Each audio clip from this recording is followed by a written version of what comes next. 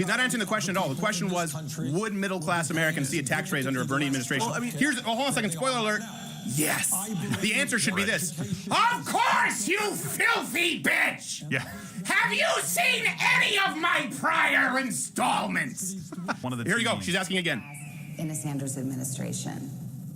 People who have health care under Medicare for all will have no premiums, no deductibles, oh, Lord. no co-payments. That has nothing to do with taxes. Those are private services. Expenses. Yes. They will pay more. I understand you asked a there question. You go. They will pay more in taxes. You know what bugged me about the whole election was that they made it, they totally reduced us to this worship of money, and that's what they made the whole election about was taxes, voting with your wallet. You know what I mean? People would say to me, Bill, you vote for Clinton, he's going to raise your taxes. Okay? I mean, he'll tell you he's not, but he's gonna. A vote for Clinton is a vote for higher taxes, Bill. See, I have news for you, folks. There's other reasons not to vote for George Bush than taxes, okay? I don't know what's happened to us as a world. Maybe 12 years of republicanism has made us think this way. But the reason I didn't vote for George Bush is because George Bush, along with Ronald Reagan, presided over an administration whose policies towards South America included genocide. So, yeah, you see, the reason I didn't vote for him is because he's a mass murderer. I'll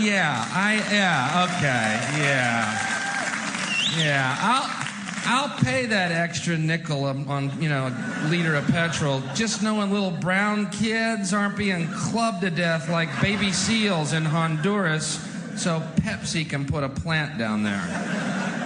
I'll pay the extra nickel. Belgium, France, Germany, the UK, Canada can all enjoy their kind of freedom because of the greatest peacekeeping organization the world has ever known, the United States military. We have figured it out. Go back to bed, America. Your government has figured out how it all transpired. Go back to bed, America. Your government is in control again. Here's American gladiators. Watch this. Shut up. Go back to bed, America. Here's American gladiators. Here is 56 channels of it. Watch these pituitary retards bang their fucking skulls together and congratulate you on living in the land of freedom. Here you go, America. You are free to do as we tell you. You are free to do as we tell you. Again, the power of the American consumer benefits the entire global economy, just like the power of the American military benefits all global safety. And they can't say it because they don't believe that the United States is the greatest country in the world. They cannot say it. We have the highest income. We have the best economy in the world right now. We have the most powerful military might that the world has ever seen. Pull up G12, please. And I think that far and away is what makes the United States the greatest country in the world, along with also really good health care and a kick-ass military. Cool. What's G13? And by the way, we do what you guys bitch about in nation building, which is a costly endeavor, not profitable, because it's the opposite of an empire. That's something I find so funny. Like, the United States is this evil empire. We're spending too much overseas. Do you know how, come again, stupid? Do you know how an empire works? He goes around, selling weapons to everyone, getting that military-industrial complex vote happening for him. Sold 160 fighter jets to Korea, then 240 tanks to Kuwait, and then goes around making speeches why he should be commander-in-chief because we still live in a dangerous world. Thanks to you fucker. What are you doing? Last week, Kuwaitis had nothing but rocks. Been arming the fucking world, man. He armed Iraq. I wondered about that, too. During the Persian Gulf War, those intelligence reports would come out. Iraq, incredible weapons. Incredible weapons. How do you know that? Well...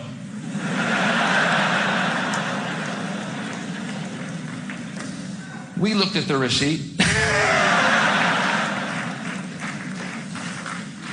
But as soon as that check clears, we're going in. What time's the bank open? 8? We're going in at 9.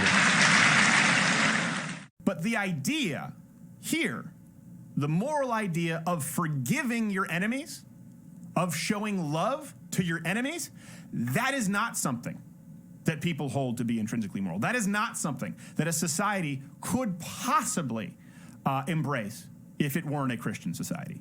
Now, you may not think that's a good moral. Muslims don't. LaVeyan Satanists don't. We'll get to that. But that is a distinctly Christian moral premise. Love your enemies. That is not something that human beings do naturally on their own. So yeah, you do need a kind of a flying spaghetti monster in the sky to tell you that, you know what? Your instinct is to hate your enemies. Your instinct is to seek revenge and vengeance. Justice is right. Serve justice. I'll give you a board plan. I'll give you a blueprint how to serve justice. But do not hate and act in revenge. That's a distinctly Christian idea. It goes against human nature. There is a point. Is there a point to all this? Let's find a point. Is there a point to my act? I would say there is. I have to. The world is like a ride at an amusement park, and when you choose to go on it, you think it's real, because that's how powerful our minds are. And the ride goes up and down and round and round. It has thrills and chills, and it's very brightly colored, and it's very loud, and it's fun for a while. Some people have been on the ride for a long time, and they begin to question, is this real, or is this just a ride? And other people have remembered, and they come back to us, and they say, hey, don't worry, don't be afraid, ever, because this is just a ride, and we kill those people. Shut him up. We have a lot invested in this ride. Shut him up. Look at my furrows of worry. Look at my big bank account and my family. Has to be real. It's just a ride. But we always kill those good guys who try and tell us that. You ever notice that? And let the demons run amok? But it doesn't matter, because it's just a ride. And we can change it anytime we want.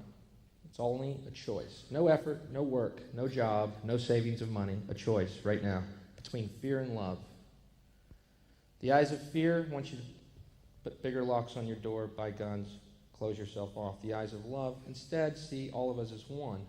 Here's what we can do to change the world right now to a better ride.